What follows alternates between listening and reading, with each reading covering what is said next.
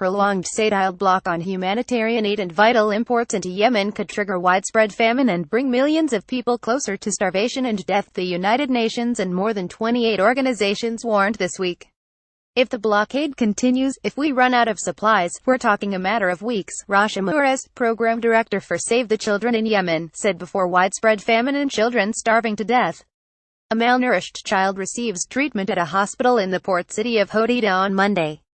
Abdo Haider AFP Getty Images. A Saudiled coalition grounded all humanitarian flights and closed all ports into the country after Yemen's Houthi rebels fired a ballistic missile that was intercepted near Riyadh, the Saudi capital, last weekend. Saudi Arabia blamed the strike on Iran, which supports the Houthis but has denied arming them. The top U.S. Air Force official in the Middle East said Friday that Iran had manufactured the missile. As many as 7 million people in Yemen were already facing famine-like conditions and rely completely on food aid to survive, according to the aid groups. In 6 weeks, the food supplies to feed them will be exhausted, the aid groups, which include CARE, Save the Children and Islamic Relief, said, urging the Saudiled coalition to allow humanitarian corridors to reopen. The UN's humanitarian chief also warned this week that unless the coalition lifts its blockade, Yemen will face the largest famine the world has seen for many decades, with millions of victims. Saudi Arabia's warplanes have been leading the bombing campaign against Iran-linked Houthi rebels in the desperately poor country, which is on the front line of a proxy war between Saudi Arabia and Iran. The fighting has killed thousands, and the country is also suffering from the largest cholera outbreak in human history, according to Save the Children. 10 million people were already in acute need in Yemen. And then you stop the food coming, then you stop the fuel coming in, and then you stop the medicine coming in, Shane Stevenson, country director for Oxfam in Yemen, said. It's desperate, it's really desperate, and it's all man-made.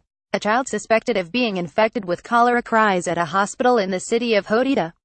Abdo Haider AFP Getty Images. While restrictions on commercial cargo imported into Yemen have been in place since 2015 and humanitarian supplies have on occasion also been barred entry, this is the first time imports have been blocked across the country, Muhrez said. Border closures had already stopped vital medical and nutrition supplies, including essential cholera medication such as IV drips, from reaching Save the Children centers across Yemen, making the aid group's job almost impossible, Muhrez added. The blockade is especially crippling because 90% of Yemen's food and medicine is imported, as well as much of its fuel and water. It has already triggered a 60% jump in fuel prices and an increase in the price of food, according to Muhrez. And the price of water had soared by 400% in some areas, according to Stevenson. In Sana'a, Yemen's capital and its largest city, streets are deserted and the atmosphere is one of uncertainty and desperation, said Muhrez. No one knows where the airstrikes will hit next.